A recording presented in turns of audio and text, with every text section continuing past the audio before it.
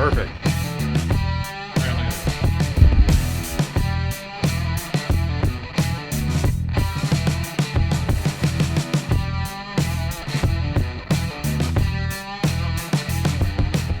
That's a perfect fit.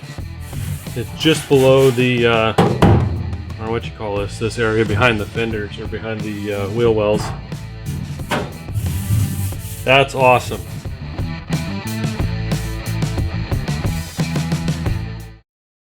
Ouch. Freaking run into my table. So that tank I got off of Craigslist. Thanks, Corey. This was $100 for the tank, and it came with the fuel sender and install kit and all that stuff. Freaking great, because it would have cost me, $250 or so to buy a tank and have it shipped to me with the sender and all that stuff. So the only thing is, this is made for a 1970 Mustang, not a 65. So it's 4 inches taller above the floor, and the fuel filler is at a little different angle. So I can't just use the old 65 fuel filler that I have, which is okay, because I think I'm going to do a different gas cap, different filler neck location. Not totally sure on that yet. But I will have to remember to buy a correct filler neck if I decide to use the stock location in the tail panel there. So that brings me to the topic of today's video. I need to keep track of all the different parts I've bought from different vehicles, because when I go to buy parts to repair them or upgrade them, I need to remember what it was originally for. And if you're anything like me, you're in the same boat. Let's just do this real simple.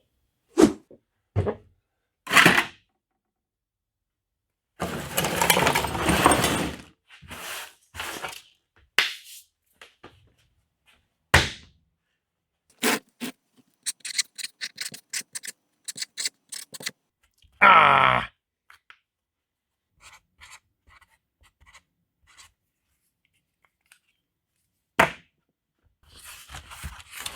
All right, so just to start off here, I just grabbed a little notebook. I went and got one that is going to stand out when I see it on a shelf or in a drawer or something. Of course, you have to store it in a place where you can remember where it is. It took me about 10 minutes to find this thing. I did start writing in it. We got a few notes here. Transmission, I don't have anything yet. Rear axle, 1998 Explorer, 8.8 inch, 373 to 1. Front suspension, here's items here. I have to add stuff. Oh, I didn't get very far. Okay, I have to add a lot of stuff to this. So the reason I want to have this is I'm not going to remember everything. I'm just not going to remember it. It's not going to happen. Let's see if this pen works. All right, rear axle, 98 Explorer. I need to know the axle length because we're going to narrow this axle, and I need to buy 2 new passenger side axle shafts.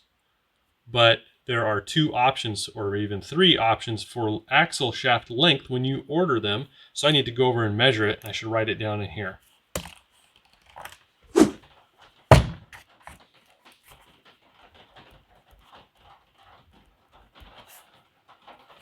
There we go. Oh man, can you hear the rain? It just started pouring. Let me add a few more pages here before we get much farther. I got more stuff to add to this. And then I want to go and write down, okay, we got a fuel tank.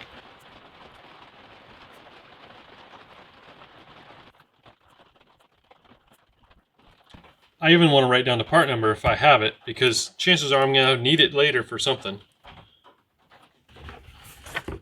I gotta admit, I never heard of this brand. Probably just whatever they had at the store at CJ Pony Parts.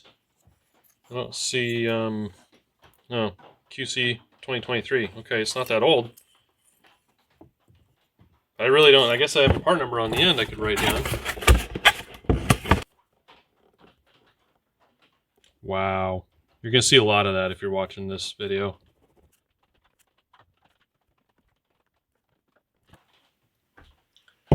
Alright, well, I'm going to walk around the shop, find a few more things to add to the list. Give you a quick overview of what it takes to make this little exercise work. It all works in my head. but there's a lot of different parts from different companies that I'm going to need. So things like this. We got, those are Heights upper control arms. Oh, I just stuck. So those are Heights upper control arms. I'll get the part number out of my email order confirmation later. Some strut rods, also from Heights, that came with the lowers that I bought from off Craigslist. These are two different looking, but dimensionally the same 65 Mustang V8 hubs. I had to get bearings that are, I need the races for that hub, and then I use the Mustang 2 bearings that fit on the spindle, which is over there. Those are Speedway spindles. 2005 Mustang GT caliper mounts, because the brake kit I'm going with will use these adapter plates for the Mustang 2 spindle, put 2005 brakes on it, and I can buy the X-rated brakes. They're super common. I can get pads whenever I need. I don't have to worry about the really old stuff. You get more options with newer technology, newer cars, typically anyway. A crusty Ford Racing differential cover. It's got the bearing supports. You have to go through and clean that up really well. That was another Craigslist score. It's basically new. Just have some cleanup to do on it. Gasket surface looks pretty good. There's an 8.8-inch axle. I got to get a new carrier for that yet, and a new positive traction unit, or limited slip, as Ford likes to call it. Holley 600 CFM vacuum secondaries, a matched pair, tuned for a 514 cubic inch Ford, and a Blue Thunder dual quad intake. 1970 casting heads, Dove heads, Ford Racing valve covers. Not as important. These are a little more important. I think I need to go get some measurements off of these and write them down.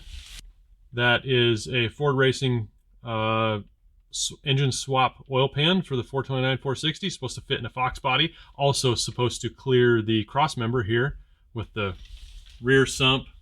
Unfortunately with the Fords, the oil pump is in the front, so you have this bulge in the front no matter what. Just the way it is. That's basically new. Oh, I need a new pickup. That's right. I need to replace this pickup because it won't bolt to my oil pump. Or maybe I buy a new oil pump with the new pickup, make this, I don't know. Another thing I got to write down and figure it out. You're probably familiar with the Welder Series front cross member. There's the rest of the plates I have to put in yet. There's the lower control arm, Heights, again. I need to find the part number for those, especially since I need new boots. And that's kind of gross. I'm going to have to figure out how to clean the crap around there. Maybe just pump a lot of grease from the backside. Just push that stuff. Oh, it's a screw-in mount. Ball joint. I don't know. Gotta clean it up, get a boot for it.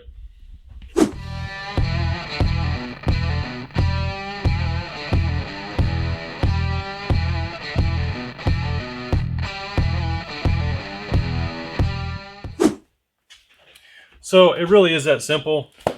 Just get yourself a book, write in it, write down all of the information you have about your project car, and keep it. I do put a lot of notes in my phone, but out here in the shop, I can just keep this book. It'll always be with the car. I could even throw this in the glove box. So if I really need to find replacement parts when I'm out on the road, I know what they are. So that's a really simple thing to do just to keep yourself organized. It's worth it. I know it's a really simple topic. It's like, well, yeah, write down your stuff. But the amount of people I've talked to, and they're working on their cars, and it's like, oh, I don't remember what that is exactly. I have to find some casting numbers on it, or find an old email or whatever. It's just nice to have it on hand. I suppose I could write down that I have these seats from a 1998 Mustang, but I don't know if I'm going to keep them. But in any case, that's about all I got for you right now. I need to get back onto the front end. I got a bunch more hours of fit up and welding to do, so I can get those front control arms in and do a test fit with the tires. Well, with the rear tires in the front. It's going to look funny. Might actually look pretty cool. So that's up next. But until then, thanks for stopping by. And I don't know where you guys get your good deals on car parts. I've done really well on Craigslist, much better than what I managed to do with Facebook Marketplace. I seem to find better deals on Craigslist. And I'm sure at this point, I've saved myself well over $1,000 by using Craigslist. And almost everything I've bought, well, half the things I've bought have been brand new. I didn't use them.